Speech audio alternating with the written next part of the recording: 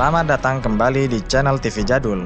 Pada Ip Man 3, kita akan melihat keseruan aksi Ip Man melawan petarung-petarung top dan sekaligus menjawab misteri jumlah anaknya Ip Man. Kira-kira bagaimana ya kisahnya? Simak video ini sampai habis, tapi sangat disarankan bagi Anda untuk menekan tombol subscribe dan aktifkan lonceng notifikasinya agar Anda tak ketinggalan video terbaru dari saya. Baiklah, selamat menyaksikan. Mohon perhatian, pintu teater 1 susah dibuka. Film diawali dengan info yang sangat penting. Film ini berlatar di Hong Kong tahun 1959. Ip Man dan anak bungsunya tinggal di sini, sedangkan anak sulungnya sedang belajar di Foshan, Tiongkok. Dan itulah alasan mengapa di film ini anaknya Ip Man cuma satu.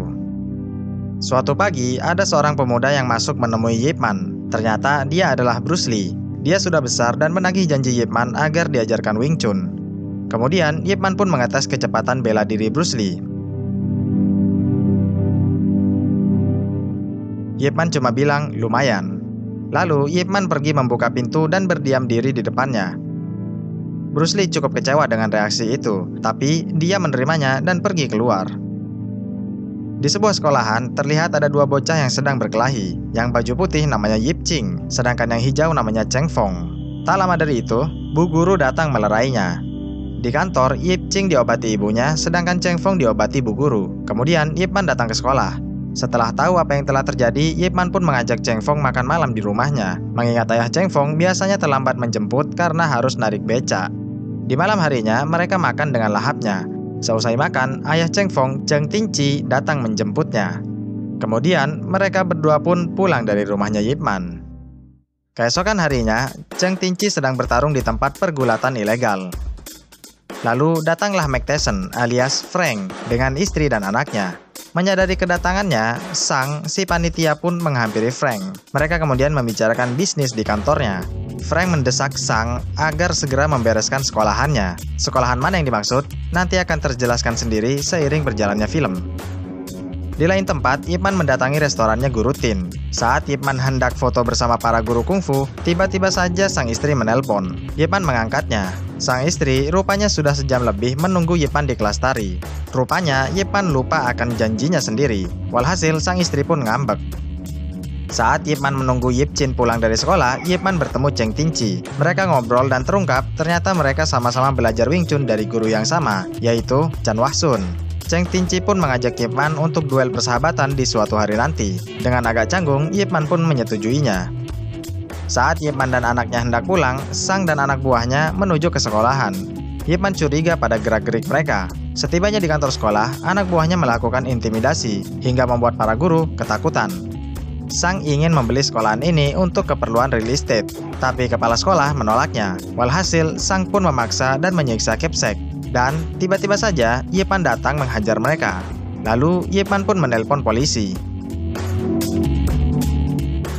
Di lain tempat, Sang yang kesakitan menyuruh anak buahnya untuk menyegel pintu sekolah malam itu juga. Dan benar saja, di pagi harinya, para orang tua dan anaknya ramai menunggu di luar karena gerbangnya dirantai. Lalu, Bu Guru melapor pada Ip Man yang baru datang. Dan akhirnya, murid-murid Ip Man pun membuka gerbangnya. Dari kejauhan, anak buah Sang melihatnya dan berlalu pergi. Karena takut mereka kembali, maka Ip Man dan muridnya pun memutuskan untuk menjaga sekolahan hingga malam hari. Dan tiba-tiba saja anak buah Sang datang menyerbu. Ip Man menghajar gerombolan ini dengan sangat rapi. Sementara itu, kepala sekolah diculik dan dibawa pergi. Melihat adanya penculikan, Cheng Tinci pun bergegas menghajar para preman ini.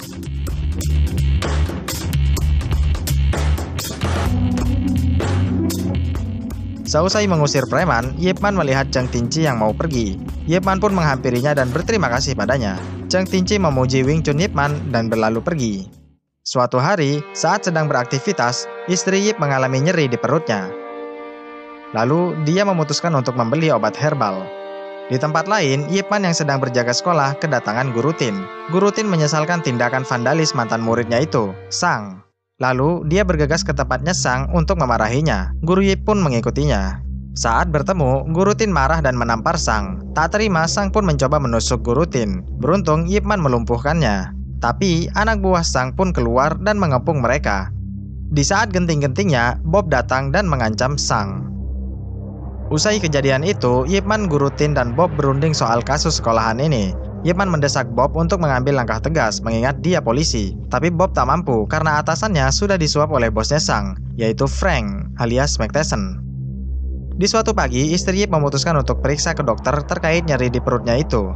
Dokter mendiagnosis istri Yip terserang kanker. Istri Yip kaget dan pulang dengan sangat terpukul. Saat jalan pulang, istri Yip melihat Yip Man disanjung-sanjung oleh ibu-ibu sekolahan. Di lain lokasi, Cheng Tinci yang memenangkan pertarungan diminta Sang untuk menghajar ahli kungfu. Kebetulan, Cheng Tinci memang lagi butuh uang, dia pun menyanggupinya. Dan datanglah Cheng Tinci ke TKP. Ternyata, dia diminta untuk menghajar Guru Tin. Guru Tin sempat melawan, tapi Cheng Tinci terlalu jago. Walhasil, tangan Guru Tin pun patah. Saat Yip Man hendak pergi jaga sekolah lagi, sang istri bertanya padanya, kapan bisa makan bersama lagi? Guru Yip bilang, tak akan lama lagi. Ketika istri Yip ingin menceritakan diagnosis kanker itu, tiba-tiba saja ada telepon masuk. Guru Yip mengangkatnya. Ternyata itu dari rumah sakit yang merawat Guru Tin. Maka bergegaslah Yip Man ke rumah sakit itu. Sementara itu, Sang pergi ke sekolahan dan menculik anak-anak SD tanpa hambatan. Dia ingin pihak sekolah membawa Pak Kepsek ke tempatnya. Jika ingin, anak-anak ini dilepaskan. Usai menjenguk Guru Tin, Yip Man kembali ke sekolah. Bu guru mengabarkan bahwa Sang menculik anak-anak termasuk Yip Chin anaknya. Lalu bersegeralah Yip Man ke tempatnya Sang sambil membawa bambu. Di sana Yip Chin menangis, lalu Yip Man menyuruhnya untuk jangan takut. Mengetahui bahwa itu anak Yip Man, Sang pun menyanderanya dan meminta Yip Man untuk berlutut dan bersujud padanya. Tak punya banyak pilihan, Yip Man pun menurutinya. Di waktu yang sama, Cheng Tinci datang untuk menjemput anaknya. Sang melepaskannya dan mereka pun pulang. Kemudian, Sang menyuruh anak buahnya untuk menghajar Yip Man. Yip Man pun menghadapinya.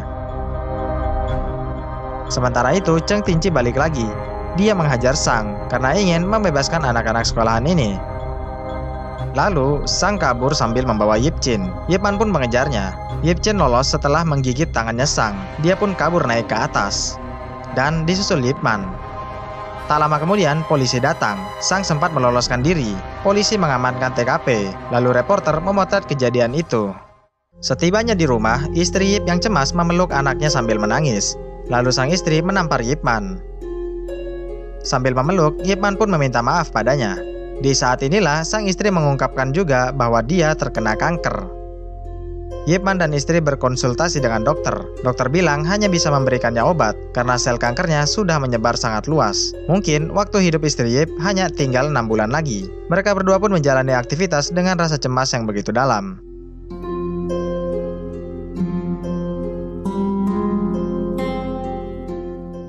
Di tempat lain, Frank kedatangan kepala polisi. Kepala polisi sudah tidak bisa lagi membantu Frank karena penculikan anak yang kemarin itu adalah tindakan yang sudah kelewatan.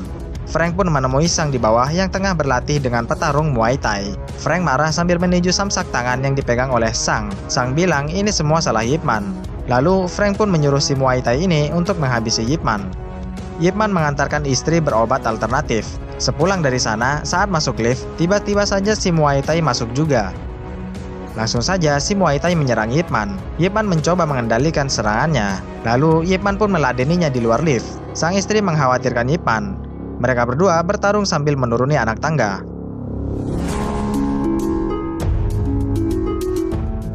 Usai menaklukkan si Muay Thai, Yip Man dan istri pun pulang sambil berpegangan tangan. Sesudah itu, Bob bilang bahwa kondisi sudah aman. Tapi bosnya Sang, Frank, ingin menemui Yip Man secara empat mata. Yip Man pun pergi menemui Frank. Di sana, Frank terlihat sedang meninju speedball. Lalu, Frank menantang petarung terbaik Wing Chun ini untuk adu tinju dengannya. Jika Yip Man bisa bertahan selama 3 menit melawannya, maka Frank takkan mengusik sekolahan lagi. Dan pergelutan pun dimulai. Frank punya power yang sangat luar biasa. Yip Man sangat kewalahan dengan itu.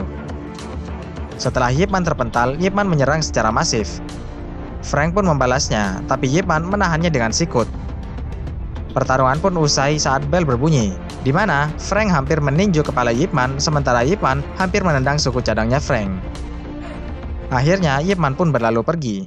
Di tempat lain, Cheng Tinci baru saja menyewa tempat kosong untuk membuka perguruan Wing Chun. Kebetulan si penyewa juga suka Wing Chun. Dia ngefans banget sama Yip Man. Dia pun memberinya koran yang di dalamnya ada foto Yip Man. Di lain waktu, Cheng Tinci pergi ke restoran Guru Tin dan menemui reporter. Dia meminta si reporter menulis tentang Wing Chun dan dirinya di koran. Tapi si reporter menolaknya karena meragukan kemampuannya Cheng Tinci. Melihat ada guru kungfu, Cheng Tinci pun menantang guru itu. Tentu saja si reporter pun memotretnya. Cheng Tinci dengan mudahnya mengalahkan guru itu. Walhasil, Cheng Tinci mulai terkenal. Banyak sudah guru-guru kungfu yang dia kalahkan. Hingga pada akhirnya, di depan para reporter, Cheng Tinci resmi menantang Yip Man. Dia menganggap Wing Chun Yip Man tidak asli dan tak pantas jadi wakil Wing Chun. Saat sedang menemani istri berobat, Yip Man membaca berita tantangan itu. Sang istri juga meliriknya. Tiba-tiba, Yip Man membalik lembaran baru. Seolah tak peduli dengan tantangan itu, Yip Man lebih memilih untuk senantiasa menemani sang istri.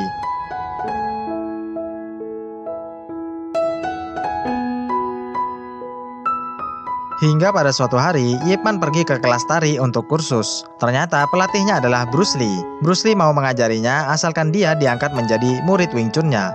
Rupanya selama ini Bruce Lee salah paham. Yip Man tak pernah menolak Bruce Lee. Waktu itu dia cuma sedang membuka pintu, tapi Bruce Lee malah berlalu pergi.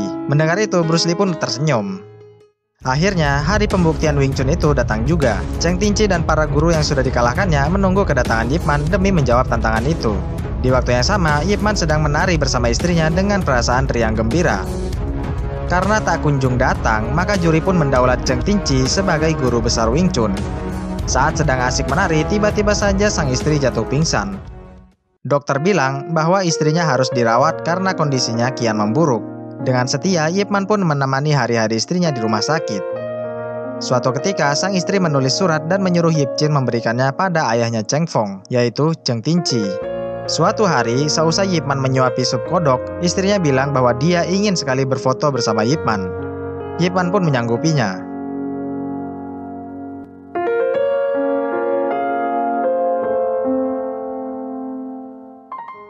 Di suatu sore, sang istri meminta Yip Man menerima tantangan Cheng Tinci karena dia sudah membuat tanggal baru untuk melawan Cheng Tinci. Istri Yip juga meminta Yip Man untuk berlatih lagi karena dia rindu dengan suara-suara kayu terpukul itu.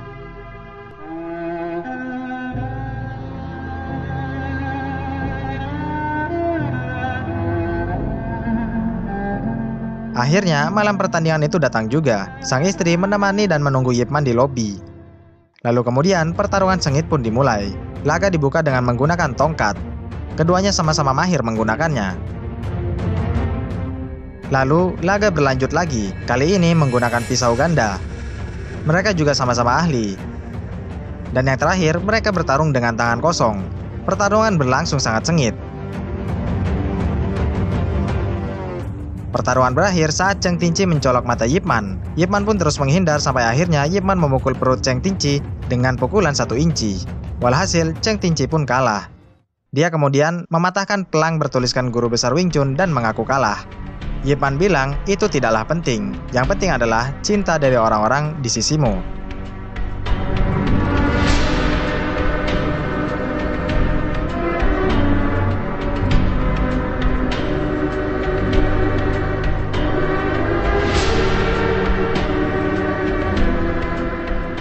Ya, itulah tadi rangkuman film Ip Man 3. Setelah ini, yang enak bahas film apa ya? Coba kasih saran di bawah, kalau bisa kasih juga alasannya. Terima kasih telah menonton video ini sampai habis, dan sampai jumpa di video berikutnya ya. Bye!